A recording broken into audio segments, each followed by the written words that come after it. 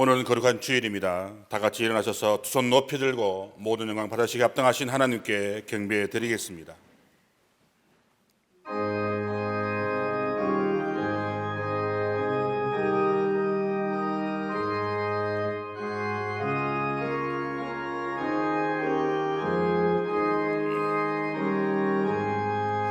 그 큰 일을 행하신 주께 영광, 이 세상을 사랑해 주오셨네. 우리 죄를 위하여 죽으시사 저 영원한 생명문 여시었네. 우리 주 높이세 귀한 말씀 듣고, 우리 주 높이세 모두 기뻐하며 주 예수님이 믿어 하나님께 그 행하신 큰 역사 찬양하세.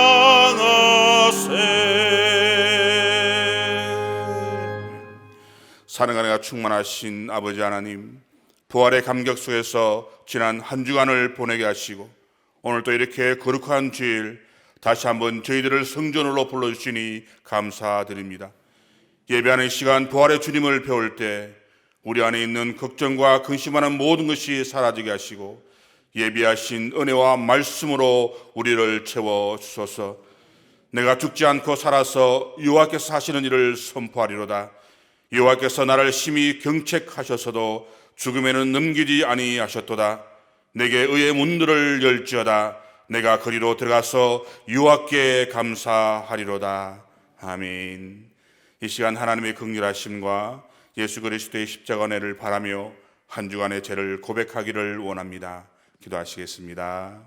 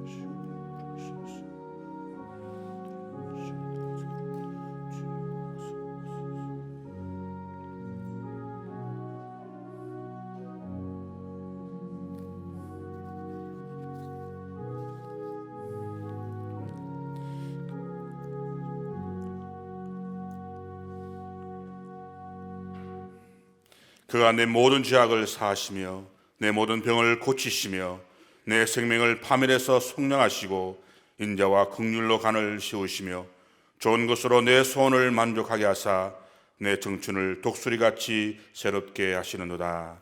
아멘. 이제는 사도신경으로 우리의 신앙을 고백하오니 나는 전능하신 아버지 하나님 천지의 창조주를 믿습니다. 나는 그의 유일하신 아들 우리 주 예수 그리스도를 믿습니다.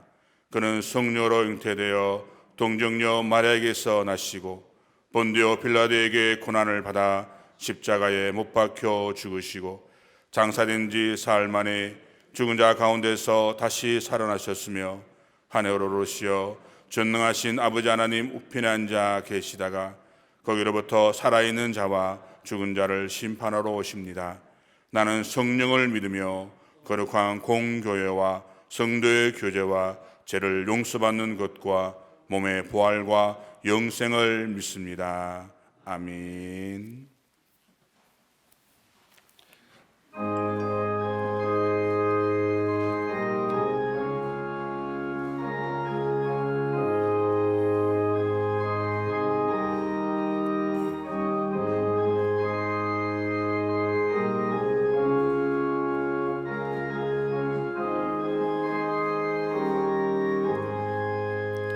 저 높은 곳을 향하여 날마다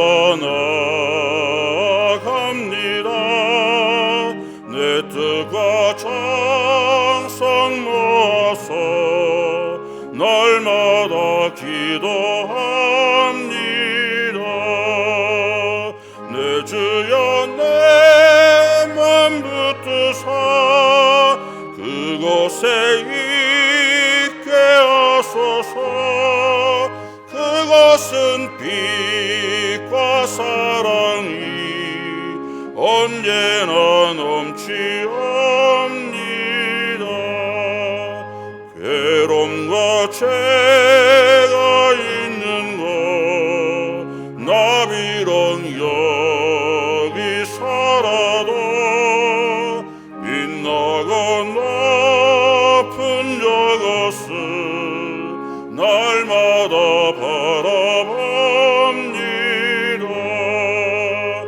내 주여 내 맘 붙드사 그곳에 있게 하소서. 그것은 빛과 사랑이 언제나 넘치옵니다.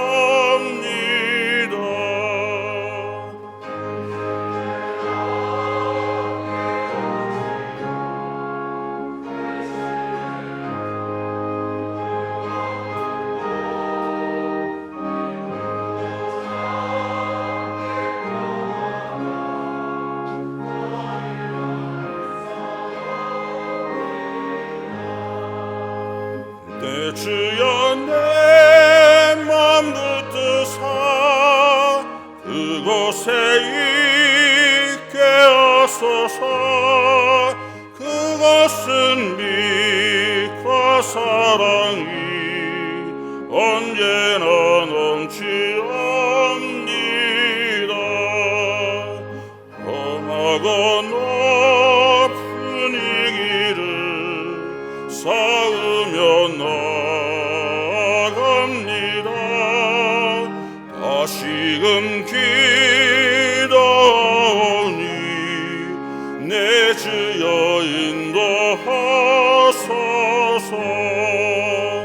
내 주여 내 맘 붙드사 그곳에 있게 하소서. 그것은 빛과 사랑이 언제나 넘치옵니다. 내 주를 따라 올라가 저 높은 곳에 우뚝 서 영원한 평강 누리며 즐거운 노래 부르리. 내 주여 내 맘 붙드사 그곳에 있게 하소서.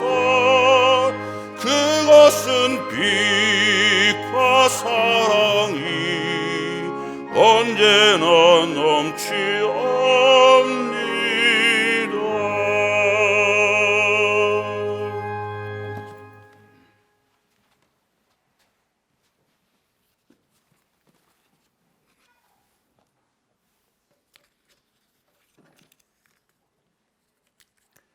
만왕의 왕이요 만주의 주신 여호와 하나님 아버지, 온 세계와 나라가 다 하나님의 것이기에 모든 만물이 하나님 영광을 찬양하기를 원하며, 또한 대속의 은혜 가운데 구원받은 우리 믿음의 백성들도 온 마음과 영으로 주님을 찬양하며 오직 존귀와 영광을 올려드립니다.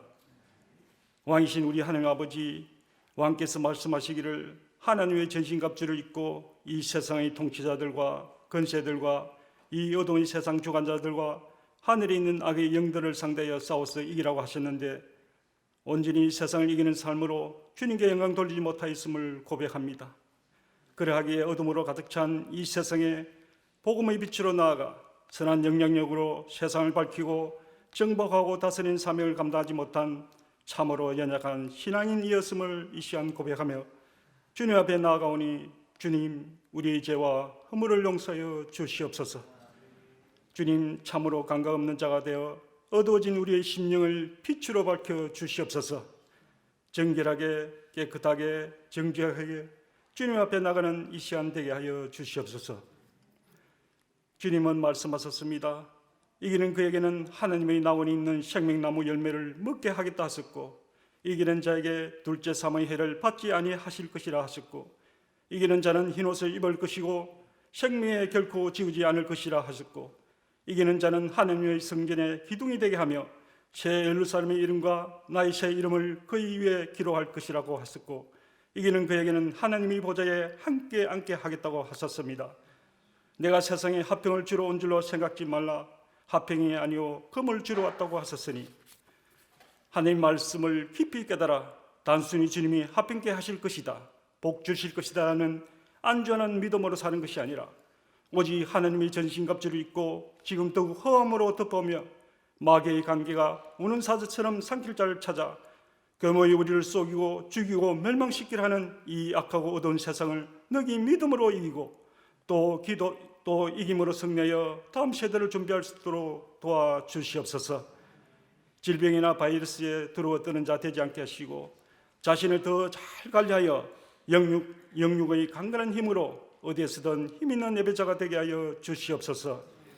간절히 구하기만 하면 피곤한 자에게도 능력을 주시며 무능한 자에게도 힘을 더하시는 하나님 아버지, 믿음이 없이는 건강해 보이는 소년이라도 피곤하고 곤비하며 피 끓는 장정이라도 이 세상 가운데서 넘어지며 쓰러진다고 하셨습니다. 그러나 오직 여호와를 앙망하는 자는 날마다 새 힘을 얻고 독수리가 날치며 올라감 같을 것이요 다른 박질하여도 곤비하지 아니하고 걸어가도 피곤하지 않을 것이라 하였사오니, 우리 하나님 아버지시여, 욕심과 이기심으로 가득하고 교만하여 부패하고 엄난한 이 세대 가운데서 지쳐서 넘어지지 않게 하시고, 뱀같이 지혜롭고 비둘같이 순결하여 지혜로운 믿음으로 행동할 수 있도록 도와주시옵소서. 하나님 아버지, 우리 남목교회와 한국교회를 지키시고 일으켜 주시옵소서. 지금 이 나라는 차별금지법 통과가 코앞에 다가와 있으므로 죄를 제라 하지 못하고 복음을 담대히 선포하지 못할지도 모르는 시대가 다가오고 있습니다. 교회가 세상에서 조롱과 핍박을 받고 유럽교회처럼 교회가 텅 비어지고 세상으로 팔려나가는 시대가 곧 다가올지도 모릅니다. 주님, 우리를 깨워 주시옵소서. 파수꾼이 되어 외치지 못한 교회를 용서하여 주시옵소서. 지금까지 믿음으로 산다 하면서도 세상의 풍습에 제대로 맞서보지도 못하고 불심이 합단 복음이 싸면 온전히 감당하지도 못하고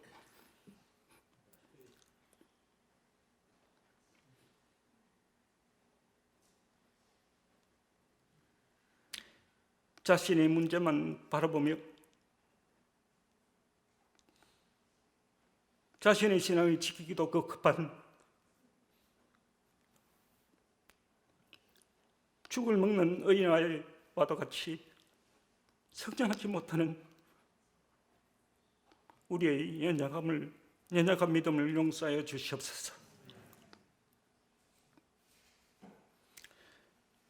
성령 안에서 오직 말씀으로, 오직 믿음으로, 오직 복음으로 다시 일으켜 주시고, 영적 대가성의 회개운동으로 한국교회가 연합하여 시대적 아픔 앞에 가슴을 찢고 죽게 나감으로 주님께서 놀라운 역사심으로 일할 수 있도록 그 길이 준비되어지게 하여 주시옵소서.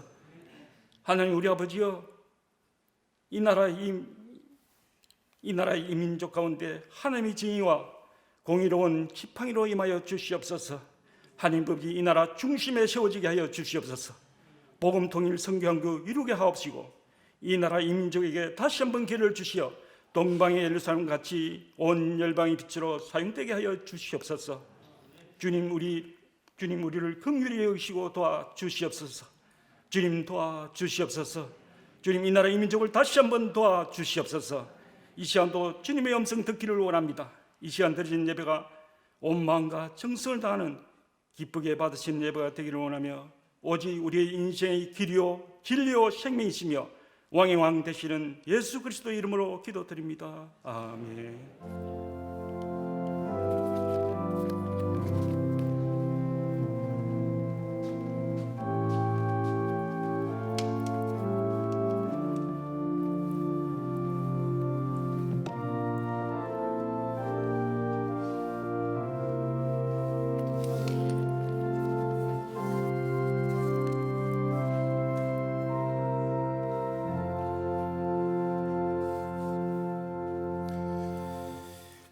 교회 소식을 전해드리겠습니다. 주보를 참고하시고 영상으로 예배드리시는 분들은 교회 홈페이지에 보면 로그인 하셔가지고 주보를 꼭 보시기를 바라겠습니다. 예배에 관한 소식입니다. 주일 예배는 당분간 회중 예배와 또 영상으로 드리는 가정 예배를 병행해서 드리도록 하겠습니다. 그래서 여러분들이 향후 정부 지침에 따라서 고강도 사회적 거리두기에서 이제 생활 거리두기로 완화될 때까지는 계속해서 우리 성도님들이 이렇게 회중 예배와 가정 예배를 병행해서 드릴 수 있도록 해주시고, 혹시 변동 사항들이 있게 되면 문자로 우리 성도님들에게 발송해 드리도록 하겠습니다. 예배에 관한 지침이 나와 있습니다. 여러분들 주보를 보시고 예배에 관한 지침들을 잘 지켜주시기를 꼭 부탁을 드리겠습니다. 이번 주 수요 예배도 영상으로 제작해서 22일 날 수요일 날 문자로 보내드리도록 하겠습니다. 가정에서 가족 단위로 수요 예배를 드릴 수 있도록 해주시기를 바랍니다. 알림 소식입니다. 이번 주간에도 다음 주일 예배 드리기를 원하시는 분들은 23일 목요일까지 부목사님들에게 꼭 문자로 이름을 남겨주셔야 됩니다. 왜냐하면 거리두기에 맞춰서 인원 제한이 있기 때문에 100명이 넘어서게 되면 예배를 또 1부, 2부로 드려야 되기 때문에 여러분들이 꼭 교회에 오셔서 예배 드리기를 원하시는 분들은 그렇게 미리 문자로 우리 부목사님들에게 알려주시기를 부탁을 드리겠습니다. 주일 예배가 정상화될 때까지는 차량 운행은 별도로 하지 않겠습니다. 주일 예배 영상은 일부 예배 실황을 녹화해서 주일 낮 12시 전까지 문자를 드리도록 하겠습니다. 조금 일찍 보내드리면 좋은데 아마도 업로드 시간과 편집하는 데 시간이 걸려서 최대한 빨리 보내도 12시까지 될 것 같습니다. 그래서 지난 주간에는 기술상의 이유로 인해서 주일 예배 영상이 좀 늦어진 것에 대해서 죄송스럽게 생각을 합니다. 코로나19 퇴치와 치유를 위한 특별 기도회에도 우리 성도님들의 계속적인 참여를 부탁을 드립니다. 그래서 우리 목자 목녀를 통하여 보내드린 기도 지침서를 보시고 성경 읽고 그 다음에 찬송하고 그리고 기도 제목을 가지고 함께 시간을 정하셔서 기도해 주시길 부탁을 드리겠습니다. 교회 오시지 못하시는 분들, 영상으로 예배 드리시는 분들은 온라인으로 헌금에 동참해 주시기를 부탁을 드리겠습니다. 주보에 보면 온라인 헌금 안내가 잘 나와 있습니다. 참고하셔서 꼭 이름과 또 헌금 구분을 기록하셔서 그렇게 온라인으로 헌금해 주시면 감사하겠습니다. 그리고 목장 선교 지원금은 4월 목장 선교 헌금을 교회로 헌금한 목장에 한해서 지원을 해 드립니다. 그래서 각 목장에서는 4월 목장 선교 헌금을 교회 예배 시간에 헌금을 하든지 아니면 꼭 온라인으로 헌금해 주시기를 바랍니다. 그래야만 목장 선교 지원금이 가서 선교사님에게 후원할 수 있으니까는 우리 각 목장에 우리 목자 목녀들 그리고 또 목장 회계들은 잘 참고하셔서 꼭 목장 교회로 목장 선교 헌금을 할 수 있도록 해 주시기를 부탁을 드리겠습니다. 나머지 소식들은 주보를 참고하시기를 바라고 여러분 목양 나눔을 꼭 읽어볼 수 있기를 바랍니다. 하나님 말씀 보겠습니다. 신약 성경 사도행전 1장 6절로 11절 말씀입니다. 신약 성경 187쪽이 되겠습니다. 사도행전 1장 6절로 11절 말씀입니다. 앞에 자막도 있는데 제가 한 절 여러분 한 절 교독으로 하나님 말씀 보도록 하겠습니다. 그들이 모였을 때에 예수께 여쭈어 이르되 주께서 이스라엘 나라를 회복하심이 이때니까 하니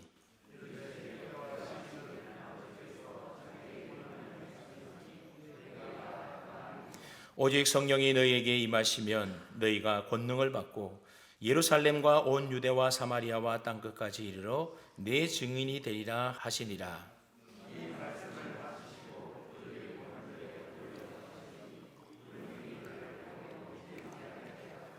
올라가실 때에 제자들이 자세히 하늘을 쳐다보고 있는데 흰옷 입은 두 사람이 그들 곁에 서서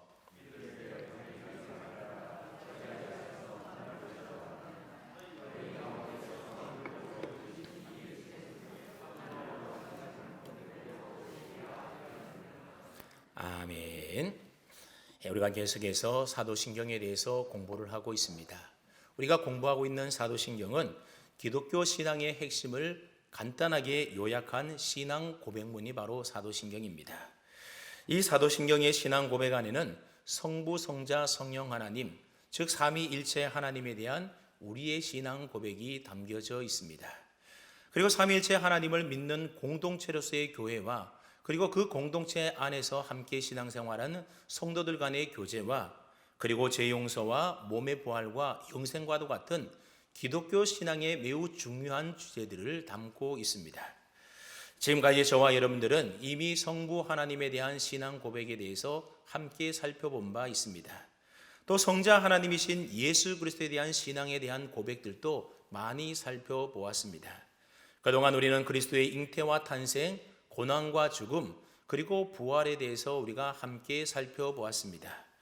오늘은 부활하신 예수님께서 하늘에 오르시었다라고 하는 예수님의 승천에 대한 신앙 고백에 대해서 저와 여러분들이 함께 배워보고자 합니다.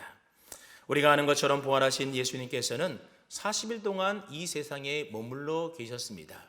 예수님은 그 기간 동안에 자신이 부활하셨다라는 사실들을 증거하시기 위하여 제자들을 비롯해서 많은 사람들 앞에 나타내 보이셨습니다. 또 그 기간 동안에 제자들에게 하나님 나라의 일들에 대하여 말씀하시고 또 가르치셨습니다. 그리고 마침내 부활하신 지 40일이 되시자 감람산에서 제자들과 여러 사람들이 보는 앞에서 하늘로 올라가신 것입니다. 지금도 예루살렘 성지에 가보게 되면 예수님이 승천하신 감람산 정상에 예수 승천 기념교회가 있습니다. 이 교회는 본래 예수님의 승천을 표현하고자 지붕 없이 지어졌다고 합니다. 그런데 12세기 이후에 십자가 전쟁이 있은 이후에 이 지역을 이슬람이 차지하게 되었고, 이슬람은 예수님의 승천 사실을 왜곡하기 위해서 이 돔 모양의 지붕으로 더 씌웠다라고 합니다.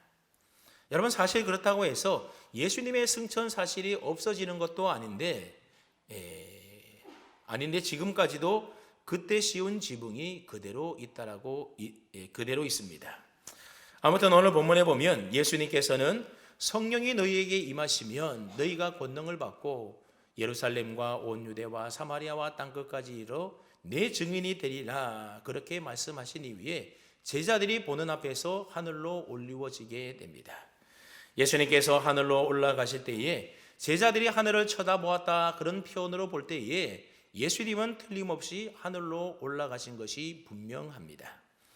예수님은 성령의 능력으로 하늘에서 인간 세상에 내려오셨다가 인류를 향한 구원의 사역을 다 마치신 이후에는 다시 하늘로 올라가신 것입니다. 여기서 우리는 예수님께서 올라가신 이 하늘이라는 곳이 구체적으로 어떤 곳인지에 대해서 우리가 개념 정리를 좀 할 필요가 있습니다. 먼저 많은 분들은 예수님이 올라가신 하늘을 지구 대기권 넘어 우주 공간 어디쯤이나 또는 어느 별 정도로 생각하고 있는 것 같습니다. 여러분, 만일 그렇다면 예수님이야말로 인류 최초의 우주인이지 않습니까? 19세기 프랑스 물리학자인 라플라스는 별들의 위치를 그려서 나폴레옹에게 보여주었다고 합니다. 그러자 나폴레옹은 하나님이 계신 곳이 어디쯤이냐, 그렇게 물었다고 합니다. 나폴레옹은 하나님이 계신 천국이 우주공간 어디에 있는 것으로 생각했던 겁니다.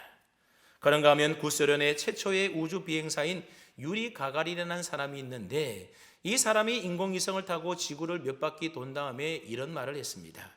내가 우주에 가보았더니 거기에 하나님이 없더라. 그래, 여러분, 많은 사람들이 예수님이 올라가신 하늘을 우주공간 어디쯤으로 생각을 한다라는 겁니다. 그런데 예수님이 올라가신 하늘은 우리가 생각하는 우주공간에 펼쳐진 물리적인 어떤 공간으로서의 하늘을 말하는 게 아니라는 것입니다. 영어 표현을 보면 좀 더 우리가 쉽게 이해를 할 수가 있습니다. 영어에서 물리적 공간으로서의 하늘을 스카이다, 그렇게 말을 합니다. 비행기가 날아다니고 인공위성이 떠 있고 또 태양과 달과 별이 떠 있는 우리 머리에 있는 공간으로서의 하늘이 바로 스카이입니다. 이에 비해서 죽은 이후에 가는 곳, 하나님과 천사들이 사는 영적인 공간으로서의 의미로의 하늘은 헤븐이라는 단어를 사용하고 있습니다. 그러니까 여기서 말하는 하늘은 바로 물리적 공간으로서의 하늘을 말하는 것이 아니라 철저하게 하나님이 계시는 영적인 공간으로서의 하늘, 즉 하나님 나라 천국을 말한다고 볼 수가 있습니다. 그렇습니다. 부활하신 예수님께서 하늘로 오르셨다라고 하는 것은 저 높고 높은 우주 공간 어느 지점으로 올라가셨다 그런 말이 아니라 하나님이 계신 영적인 공간, 하나님 나라 천국으로 가셨다라는 겁니다. 쉽게 말해서 장차 우리가 들어갈 천국으로 예수님께서는 올라가신 것입니다. 바울은 고린도후서 12장 2절 말씀에도 보게 되면 하늘이라는 단어가 나오고 있는데 사도 바울은 자신이 셋째 하늘에 이끌려 올라갔다 그렇게 증언하고 있습니다. 그리고 이것을 가리켜서 낙원이다라고 말을 합니다. 그런데 바울은 셋째 하늘에 간 사실에 대하여 말을 하면서 두 번씩이나 몸 안에 있었는지 문 밖에 있었는지 모르겠다 그렇게 고백을 합니다. 여기서 셋째 하늘이라고 하는 표현은 당시 유대인들이 가지고 있었던 하늘 개념을 잘 반영해 주고 있는 말입니다. 즉 당시의 유대인들은 세 개의 하늘이 있다 그렇게 믿고 있었습니다. 우리 눈에 보이는 파란 하늘이 있고 그 하늘 넘어 우주 공간으로서의 하늘이 있고 그리고 영적인 세계의 하늘인 즉 셋째 하늘인 천국이 있다라고 생각을 했던 겁니다. 사도 바울은 자신이 셋째 하늘에 갔는데 그곳이 어딘지 정확하게 모르겠다라는 겁니다. 이처럼 유대인들은 하나님의 나라 천국도 하늘이라는 말로 표현을 했던 것입니다. 그러니까 하나님 나라는 당시 유대인들이 생각하듯이 우주 공간 너머의 어떤 물리적 공간으로 존재하는 것이 결코 아니라는 것입니다. 그러므로 예수님께서 승천하여 올라가신 하늘, 즉 하나님 나라는 공간적인 개념이나 또는 장소적인 개념만으로 이해해서는 안 된다라는 것입니다. 물론 하나님 나라 천국이라는 장소가 공간적으로 존재하는 곳이 아니다 그런 말이 아닙니다. 그것은 분명히 부활하신 예수님의 몸이 계신 곳이기 때문에 공간적으로도 존재하는 곳입니다. 그렇다고 해서 이 우주 공간 어디쯤인가 천국이 숨어 있다 그렇게 생각하면 안 된다라는 겁니다. 분명한 것은 예수님이 승천하여 올라가신 하늘, 즉 하나님 나라는 우리가 살고 있는 이 3차원의 세계에서는 상상할 수조차 없는 다른 차원의 세계로 존재한다라고 하는 사실입니다. 부활하셔서 하늘로 승천하신 예수님은 이 세상과는 다른 차원에 존재하는 천국 하늘나라로 올라가신 것입니다. 그것을 성경은 하늘로 올라가셨다 그렇게 표현하고 있는 것입니다. 그래서 예수님께서도 하나님 나라에 대하여 묻는 바리새인들을 향하여서 또 여기 있다 저기 있다고도 못하리니 하나님의 나라는 너희 안에 있느니라 그렇게 말씀하고 있습니다. 이 하나님 나라의 위치를 우리가 살고 있는 이 3차원의 세계에 사는 여기저기라고 하는 우리의 언어로 설명을 할 수 없다 그런 말씀입니다. 하나님 나라 천국은 여기 있을 수도 있고 저기 있을 수도 있다라는 겁니다. 왜냐하면 궁극적으로 볼 때의 하나님의 나라라고 하는 것은 하나님의 통치가 이루어지는 곳이 바로 하나님의 나라이기 때문에 그렇습니다. 우리가 예수님을 믿어 하나님의 말씀과 성령님의 뜻에 순종하여 하나님의 통치 안에 살게 되면 이미 우리 안에 하나님의 나라가 임하게 된 것입니다.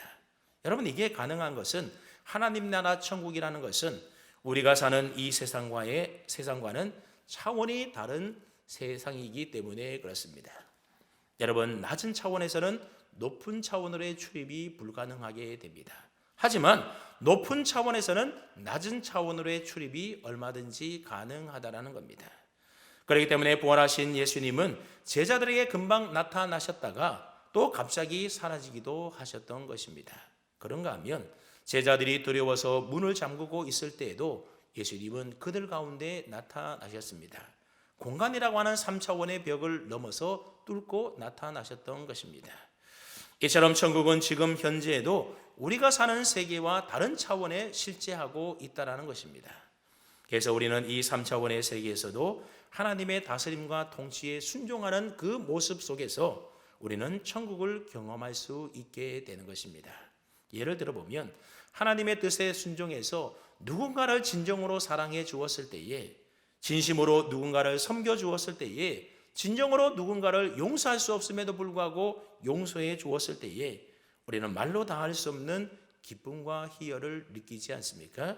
그게 바로 천국이 3차원에 살고 있는 우리 안에 침투해 들어오는 순간이라고 하는 것입니다.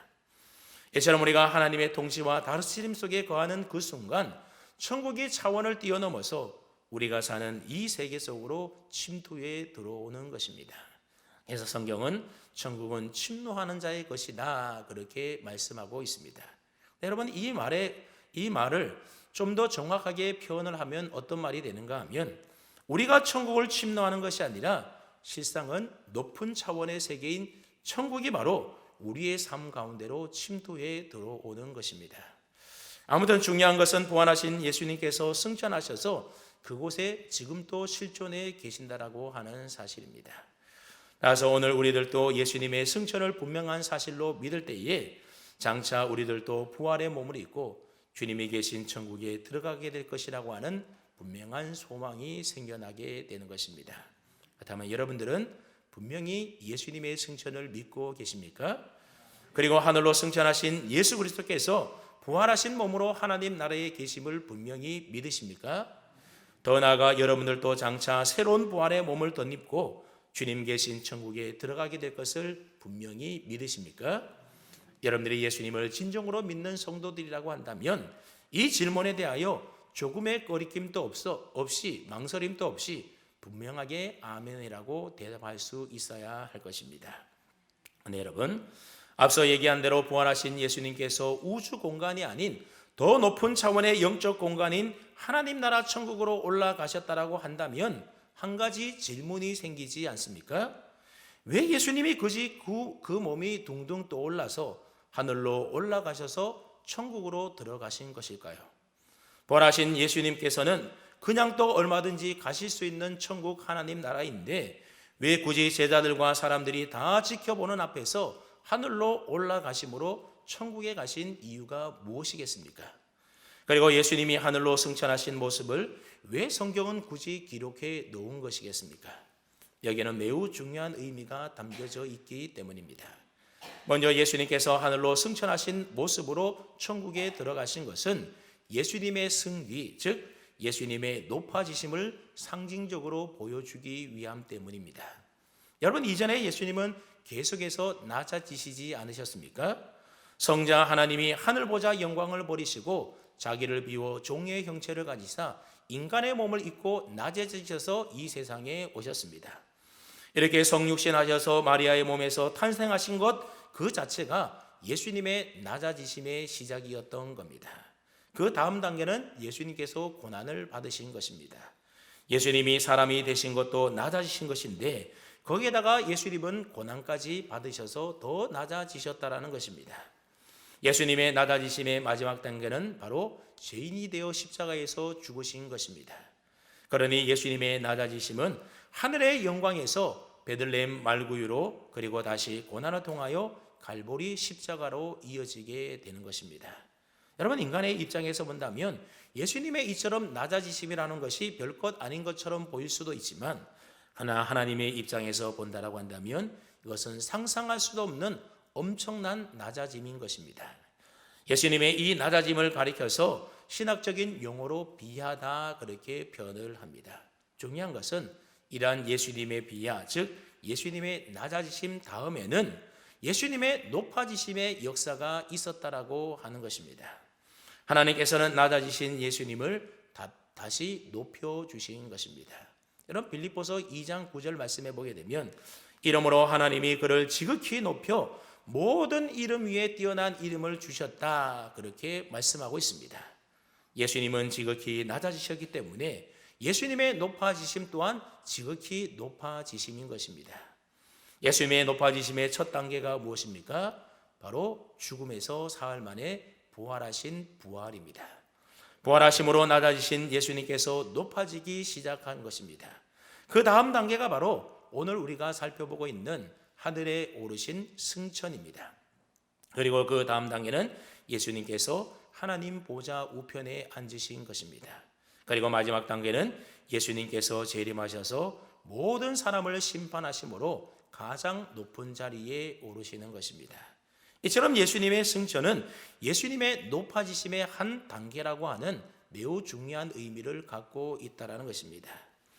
여러분, 지난주에 우리가 살펴보았던 것처럼 예수님은 부활하지 않으셨습니까? 부활하심으로 사망과 죽음의 권세를 이기셨습니다. 그리고 이제 하늘로 승천하여 올라가신 것입니다. 땅에서 사역하시던 예수님께서 이제 하늘로 올라가신 것입니다. 여러분, 예수님이 하늘로 올라가시는 그 광경은 보는 많은 사람들로 하여금 참으로 기이하고 놀라운 일이었던 겁니다. 예수님께서 하늘로 올라가시면서 곧 우주의 왕으로 취임하시게 되는 겁니다. 높아지신 겁니다. 그것들을 제자들과 많은 사람들 앞에 하늘로 올라가심으로 보여주신 것입니다. 그래서 마태복음에도 보면 예수님께서 승천하시기 직전에 제자들을 향하여 말씀하시기를 하늘과 땅의 모든 권세를 내게 주셨다라고 말씀하고 있습니다. 이제부터는 하늘과 땅의 모든 권세를 예수님께서 한 손에 쥐고 계신다라는 말씀입니다. 배가 고프시고 피곤하시고 매를 맞으시고 조롱받으시는 더 이상 인생의 연약함을 지니신 낮은 예수님이 아니시라는 겁니다. 온 우주의 주인이시요 천지를 다스리시는 만왕의 왕으로 높아지신 것입니다. 예수님의 승천은 바로 이러한 왕으로서의 취임하는 모습을 제자들에게 보여주신 것입니다.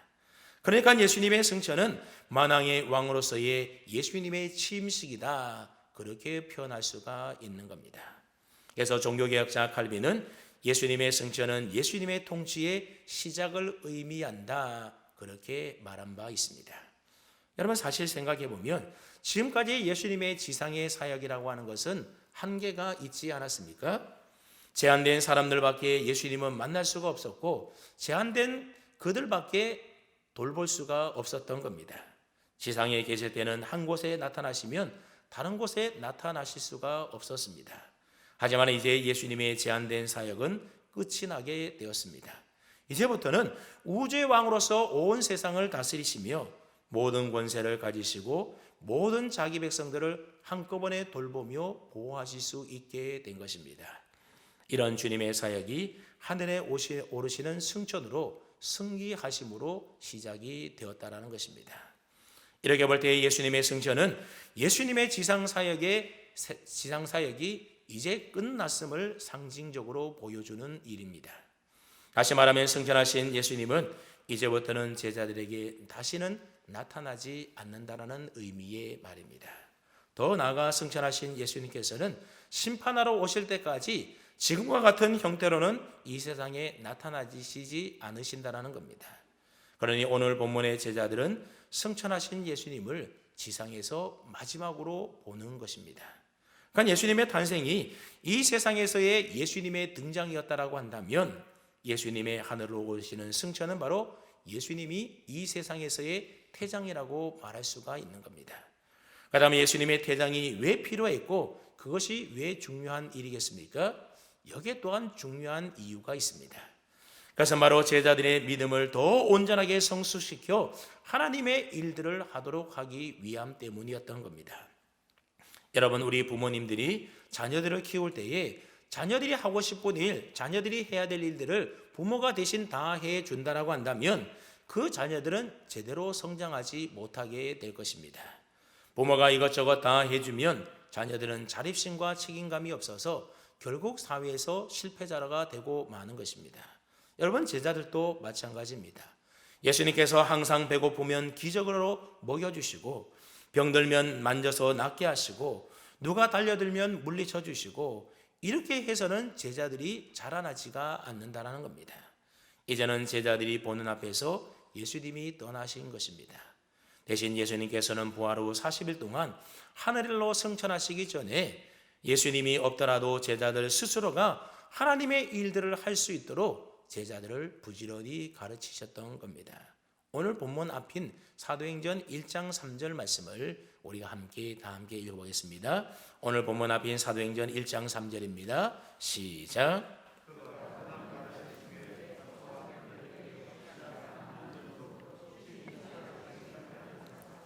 40일 동안 그들에게 보이시며 하나님 나라의 일을 말씀하시니라. 아멘. 예수님은 부활하신 후에 40일 동안 이 세상에 계시면서 제자들에게 자신을 나타내 보이면서 제자들에게 하나님 나라의 일들에 대하여 말씀하셨다는 겁니다. 여러분, 도대체 하나님의 나라의 일이라는 것이 무엇이기에 예수님은 부활하신 이후에 곧바로 하나님 나라로 가시지 아니하시고 40일 동안이나 이 땅에 계시면서 제자들 곁에 머물면서 이 하나님 나라의 일에 관하여 가르치신 것일까요? 예수님은 제자들에게 무슨 일을 시키려고 무려 40일이라는 기간 동안 하나님 나라의 일에 대하여 그들에게 말씀하시고 가르쳤냐는 것입니다. 요한복음 6장 28절로 29절 말씀해 보게 되면 예수님께서 하나님 나라의 일에 대하여 이렇게 말씀하셨습니다. 그들이 묻되 우리가 어떻게 하여야 하나님의 일을 하오리까? 제자들이 예수님에게 이렇게 물었습니다. 예수께서 대답하여 이르시되 하나님의 보내신 일을 믿는 것이 하나님의 일이니라 하시니. 여러분, 무엇이 하나님의 일이라는 겁니까? 하나님이 보내신 예수님을 믿는 것이 곧 하나님의 일, 하나님의 나라의 일이라는 것입니다. 그러니까 예수님께서 부활하신 후에 승천하시기까지 그렇게 열심히 가르쳤던 하나님 나라의 일이라고 하는 것은 인간의 공로나 자격이나 열심이 아닌 예수님을 믿는 믿음으로 값없이 얻는 은혜의 선물로 주어지는 구원에 관한 말씀이었다는 것을 알 수가 있습니다. 쉽게 말해서 내가 너희 곁을 떠나 하늘로 승천하게 되면 그때부터 나를 믿음으로 구원을 얻게 되는 새로운 믿음의 시대가 올 것이라고 하는 가르침을 제자들에게 주셨다는 겁니다. 그 새로운 시대는 성령님이 오심으로 이루어질 터인데 내게 들은 바 아버지께서 약속하신 성령을 기다리라고 예수님께서는 제자들에게 그래서 당부했던 것입니다. 그래서 성령이 오시면 그동안 예수님께서 문제도 해결해 주시고 풍랑도 잠잠케 해주시고 병도 고쳐주시고 오병이어로 먹이시고 하는 그런 시대는 다 지나가 버리고 예수님을 믿음으로 천국을 현실에서 인식하고 경험하는 새로운 교회 시대가 도래할 것이라는 것을 제자들에게 말씀하시고 가르치셨던 것입니다. 그래서 예수님께서는 승천하신 후에 육신을 입으시고 누군가에게 나타나신 적이 없으십니다. 따라서 예수님의 승천 이후에는 성령을 받고 믿음으로 선물을 받아 구원받은 성도들은 이제부터 새 시대를 맞는 성숙한 믿음의 사람들이 되어야만 하는 겁니다. 예수님 없이도 스스로 성령의 은혜와 능력 속에서 하나님의 거룩한 일들을 하는, 하나님을 믿는 믿음의 사람으로 살아가는 그러한 사람들로 성숙해져야 한다는 겁니다. 예전처럼 예수님의 기적이나 신비한 체험이나 질병 치유 등을 눈으로 보고 싶어 해서는 이제는 안 된다는 것입니다. 그런 예수님은 이제 하늘로 오르시어 승천하셨다라는 말입니다. 오히려 부활하시고 승천하신 그 모습 그대로 다시 오실 것이라고 하는 이 예수님의 약속을 믿으며 천국을 소망하는 삶을 살아가야 한다는 것입니다. 그것이 바로 새로운 시대의 믿음의 사람들의 모습이라는 겁니다. 다시 한번 말씀드립니다. 특별한 경우가 아니면 우리 성도들의 삶 속에는 오병이의 기적으로 살림을 늘어주는 예수님, 혈류병을 낫게 하시는 예수님, 무리를 걸으시는 예수님, 폭풍을 잠잠케 하시는 그런 예수님을 기대하고 그런 예수님을 바라고 소망하며 살아서는 안 된다는 겁니다. 하늘로 승천하신 예수님을 믿는 믿음으로 산다라고 하는 것은 오히려 굶주림 속에서도 믿음으로 하늘의 오병이를 보아야 하고 질병 속에서도 천국을 보아야 하며 세상의 풍파를 겪으면서도 그 속에서 세상의 폭풍을 밟고 서고 일어서야 한다는 겁니다. 그것이 바로 승천하신 예수님을 믿어서 천국의 소망을 두고 살아가는 새 시대의 성도들의 삶의 모습이라는 겁니다. 특별히 오늘 본문에 보면 예수님께서는 하늘로 승천하시기 전에 마지막으로 제자들에게 약속하신 성령이 너희에게 임하게 되면 너희가 내 증인이 되리라 그렇게 말씀하셨습니다. 이 말씀은 성령이 임하게 되면 제자들이 이 세상에서 예수님의 삶을 그대로 살게 될 것이라는 의미의 말입니다. 제자들이 그 삶의 현장에서 예수님처럼 살아갈 때에 다시 오실 것이라고 하신 예수님의 약속이 그들의 삶의 모습을 통하여 증거되게 하실 것이라는 그런 의미의 말인 것입니다. 그것이 바로 예수님이 승천하신 후 성령을 통하여 임하게 되는 새로운 믿음의 시대에 예수님의 증인된 성도들의 삶의 모습이라는 것입니다. 그래서 오늘 본문 6절과 7절 말씀해 보게 되면 제자들이 예수님께 이스라엘 나라의 회복하심이 이때입니까? 그렇게 묻습니다. 그런데 예수님께서는 그것은 아버지의 권한이니 너희는 그런 일에 신경 쓰지 말라라고 하십니다. 그리고 나서 무엇이라고 말합니까? 그러한 세상 왕국 기대하며 살지 말고 어디에서든지 어떤 상황에서든지 십자가에 죽으셨다가 사흘 만에 부활하여 하늘로 올라가신 나의 증인된 삶을 살라라고 제자들에게 부탁하셨던 것입니다. 너희가 살게 될 곳이 예루살렘이든지 아니면 유대이든지 아니면 사마리아든지 땅끝이든지 너희가 어디든지 간에 너희는 예수의 삶을 증언하며 살라라고 말씀하신 것입니다. 다시 말하면 아무 쓸데없는 세상 일에 너무 신경 쓰며 살지 말고 예수님의 다시 오심을 필연적인 사실로 인정하며 살아가는 예수님의 증인되는 삶을 살라라는 것입니다. 그러나 사도행전 1장 8절 말씀은 단순히 선교나 전도에 관한 말씀이라기보다는 예수 믿는 우리 성도들의 삶의 모습의 본질이 어떠한지에 대하여 가르쳐주고 있는 말씀이라고 볼 수 있습니다. 오늘 본문 11절에 흰옷 입은 두 사람 즉 천사들의 말을 보면 그게 좀 더 확실해지게 됩니다. 11절 말씀을 한번 우리가 다 함께 읽고있습니다. 11절 말씀입니다. 시작.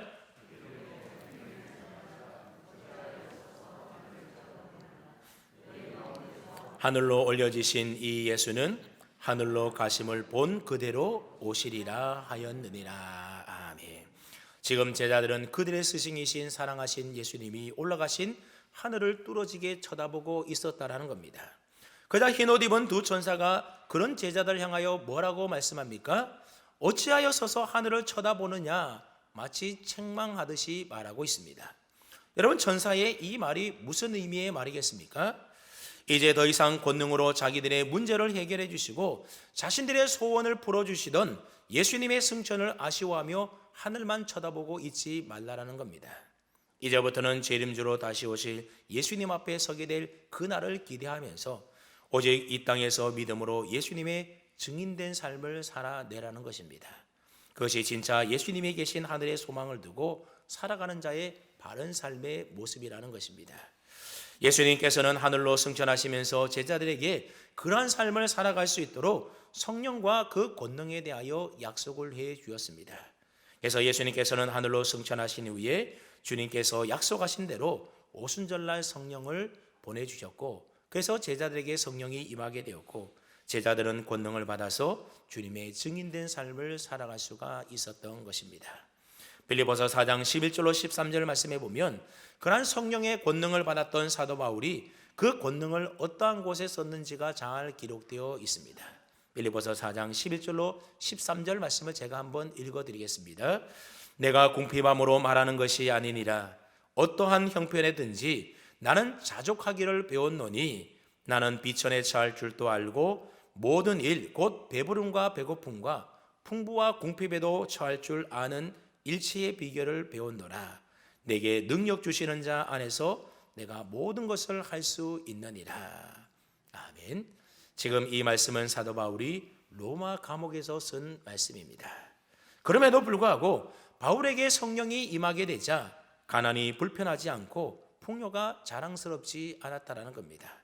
감옥이 고통스럽지 않았고 사람들의 평가에 민감할 필요가 없었다라는 겁니다. 앞서 말한 대로 사도 바울은 승천하신 예수님을 보았고 주님이 올라가신 삼층천을 보았습니다. 그리고 예수님이 계신 그 삼층천 하늘이 바로 장차 자신이 거하게 될 초소라는 사실도 알게 되었습니다. 그랬더니 그의 삶에 힘과 권능이 생기더라는 겁니다. 그래서 세상이 그를 더 이상 낙담케 하지 못하더라는 것입니다. 자기에게는 이 세상 모든 고난과 고통과 아픔과 외로움까지도 감내할 만한 힘과 능력이 있더라는 것입니다. 그것이 바로 성령이 주시는 권능이고 믿음의 힘이었던 것입니다. 성령의 권능이라고 하는 것이 그저 병이나 고치고 이상한 체험이나 해주는, 그리고 우리의 소원을 들어주는 그런 것이 결코 아니라는 겁니다. 예수님을 믿고 따르는 데 반드시 필요한 자기 부인과 자기 십자가를 감당할 수 있는 능력, 믿음의 성도는 바로 그 권능을 이 세상에 보여주며 살아야 된다는 것입니다. 그러기 위해서는 때때로 믿음의 성도들은 세상 사람들이 도저히 감당할 수 없는 그런 상황으로 처지로 내몰리기도 한다는 겁니다. 그래야만 성령의 권능이 나타나기 때문에 그렇습니다. 그렇게 성령의 권능을 받아서 예수님의 증인된 십자가의 삶을 사는 성숙한 그리스도인들은 비로소 예수 그리스도와 그분이 계시는 하나님 나라를 바라보며 위의 것을 찾으며 살 수 있게 되는 것입니다. 땅의 것을 멀리하고 점점 눈을 들어 위의 것 바라보며 살게 되는 겁니다.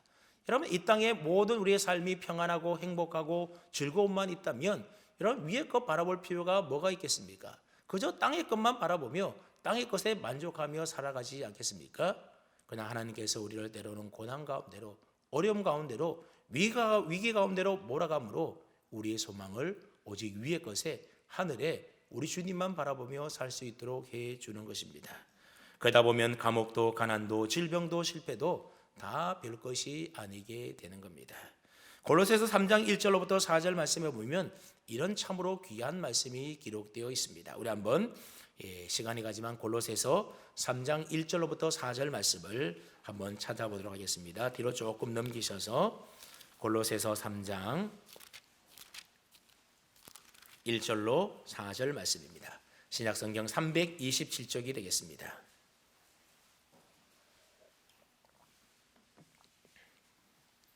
골로새서 3장 1절로 4절까지 말씀을 우리가 뜻을 잘 생각하며 한 목소리로 함께 읽습니다. 시작. 그러므로 너희가 그리스도와 함께 다시 살리심을 받았으면 위의 것을 찾으라. 거기는 그리스도께서 하나님 우편에 앉아 계시느니라. 위의 것을 생각하고 땅의 것을 생각하지 말라. 이는 너희가 죽었고 너희 생명이 그리스도와 함께 하나님 안에 감추어졌습니다. 우리 생명이신 그리스도께서 나타나실 그때에 너희도 그와 함께 영광 중에 나타나리라. 아멘. 우리가 진정으로 예수님을 믿고 거듭난 그리스도인이라고 하면 하늘에 오르시어 하나님 우편에 계신 예수님을 바라보며 위의 것에 소망을 두고 살아야 한다는 말입니다. 그럴 때 나의 필요를 채워주시고 나의 소원을 들어주고 기적의 예수를 바라보던 시선을 이제는 끌어내려서 믿음으로 세상을 이기는 십자가의 삶, 자기 부인의 삶을 살아갈 수가 있게 되는 것입니다. 그렇게 이 땅에서 성령의 권능을 받아서 예수님의 증인되는 자기 부인의 삶을 사는 자는 장차 예수님이 영광 중에 재림하실 때에 그 예수님의 영광에 우리들도 동참할 수 있게 되는 것입니다.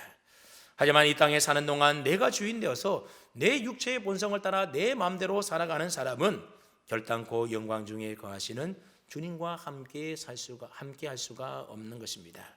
바울의 표현대로 우리는 예수와 연합하여 예수와 함께 죽고 예수와 함께 살았으며 예수와 함께 영광 중에 하늘로 입성할 것입니다. 그러므로 사랑하는 성도 여러분, 혹 예수 믿는 우리의 삶에 고통과 어려움과 아픔과 외로움이 찾아온다 하더라도 결코 좌절하거나 낭망하지 마십시오. 그럴 때일수록 내가 주인 삼은 모든 것들을 다 내려놓고 내 안에 계신 성령님의 뜻에 순종하여 성령님의 권능 안에 거하기를 힘쓰십시오. 그렇게 성령 충만하여 내 삶을 통하여 예수님을 증거하면서 장차 주님 올라게 계신 그 영광스러운 천국에 입성할 날을 우리 모두가 기다리면서 소망 중에 잘 견디며 참고 이겨낼 수 있기를 바랍니다. 이 땅에 썩어질 것들로 다른 이들과 경쟁하느라 더 이상 귀한 시간 헛되게 보내지 마시고 주님의 일에 더욱 힘쓰며 살아가십시오. 우리보다 먼저 하늘로 올라가신 예수님을 바라보면서 믿음으로 우리 모두가 살아갈 때에 장차 영광스러운 저 좋은 천국에서 우리 모두 주님을 기쁜 낫으로 만나 배울 수 있게 될 것입니다. 저와 여러분 모두가 사도신경 중에 하늘에 오르시어 이 대복을 암송할 때에 이 믿음과 소망을 가지고 고백할 수 있기를 주님의 이름으로 축원합니다. 아멘. 걸어가시고 존귀하신 아버지 하나님 감사드립니다. 오늘도 거룩하고 복된 주일을 주시고 사랑하는 성도들과 함께 교회에서 또 사랑하는 가족들과 가정에서 예배드릴 수 있도록 은혜 주시니 진심으로 감사를 드립니다. 오늘 우리가 들었던 말씀처럼 부활하신 예수님께서는 제자들이 지켜보는 가운데 하늘로 오르시어 우리보다 먼저 하나님 나라 천국에 들어가 계심을 우리로 하여금 분명히 믿게 하여 주시옵소서. 우리들도 장차 주님 계신 하나님 나라의 영광 중에 들어갈 수 있도록 진실된 믿음을 허락하여 주옵시고 성령 충만하여 성령의 권능을 힘입어서 우리의 삶이 환경이 어떠하든지 상관없이 그 속에서 자기를 부인하는 예수님의 삶을 살아가므로 주님의 증인되는 저희들 모두가 되게 하여 주시옵소서. 우리의 소망을 썩어지고 사라질 이 땅에 두지 말게 하시고 장차 주님 재림하실 그날에 우리의 믿음의 성도들 모두도 주님 계신 천국에 영원히 살게 될 것을 소망하며 날마다 위의 것 바라보며 살 수 있도록 은혜 내려 주시옵소서. 오늘도 귀한 예물 봉헌하여 드리며 이 땅의 보화를 조미 먹고 썩어질 땅에 쌓아두지 아니하고 하늘의 창고에 쌓아두는 지혜로운 성도들에게 하늘의 신령한 복으로 충만하게 채워주시고 이 땅에 살아갈 때에 계속적으로 물질로 하나님 나라 귀하게 섬기며 살아갈 수 있도록 은혜와 복을 허락하여 주시옵소서. 우리 성도들 가운데 육신의 질병으로 고통당하는 성도들, 교회 와서 예배드리고 싶지만 건강치 못하여 가정에서 예배드리는 성도들에게도 은혜 베풀어 주셔서 건강을 회복하여 주심으로 함께 예배드릴 수 있는 그날이 속히 임하게 하여 주시옵소서. 코로나19로 인하여 고통당하는 자들에게 은혜 베풀어 주시고 하루속히 일상의 삶으로 돌아갈 수 있도록 코로나19 치료제와 백신이 속히 개발되게 하여 주시옵소서. 한 주간 또 오직 주님과 동행하며 주님의 기쁨 되는 삶을 살아가기를 간절히 소원하오며 존귀하신 우리 주님 예수 그리스도의 이름으로 기도하옵나이다. 아멘. 함께 자리에 있으나 성도 간에 서로 교제하며 인사하겠습니다. 사랑합니다. 축복합니다. 한 주간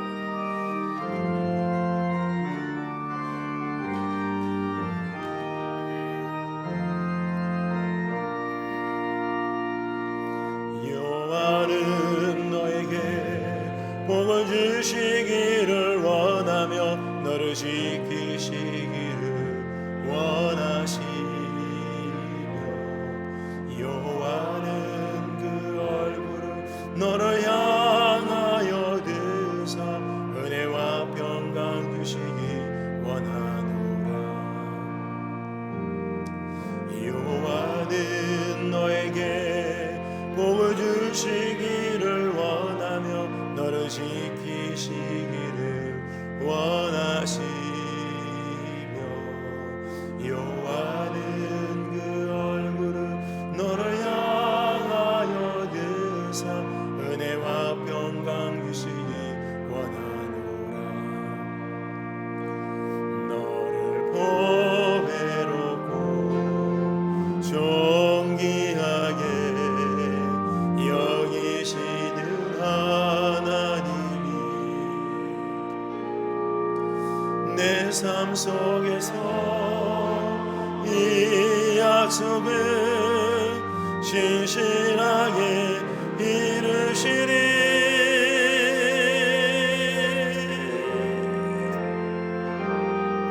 땅에 기름진 것으로 하늘에 신령한 것으로 너를 복주시고 지키실 하나님이 너의 영혼 잘 되도록 은혜 베푸시며 평강으로 인도하시리.